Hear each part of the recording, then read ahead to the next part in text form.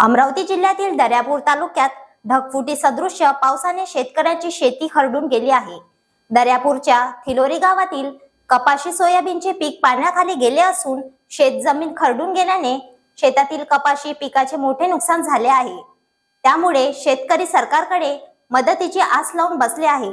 दिवाळीपूर्वी आम्हाला हेक्टरी 50,000 रुपये नुकसान भरपाई द्या, अन्यथा एकाही आमदार खासदार लोकप्रतिनिधींना गावात फिरू देणार नाही असा इशारा शेतकऱ्यांची थेट लोकप्रतिनिधींना दिला आहे।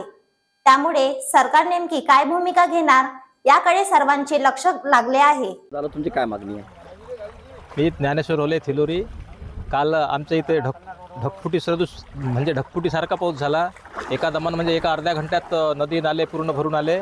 त्याच्यातून प्रचंड प्रमाणात आमच्या इथे नुकसान झालं। तसंही हा 1.5 महिन्यापासून पाऊस चालू आहे आणि 1.5 महिन्यापासून आम्हाला शेतीचे कामंसुद्धा करता नाही येऊन राहिले। आतापर्यंत जो खर्च लागणारा होता तो सगळा शेतीला लागून गेला। आता खर्च लागल्यानंतर आता हे आमच्यावर संकट आलेलं आहे। अशा या संकटात या गव्हर्नमेंटनं आम्हाला मदत करावी, सरकारने मदत करावी।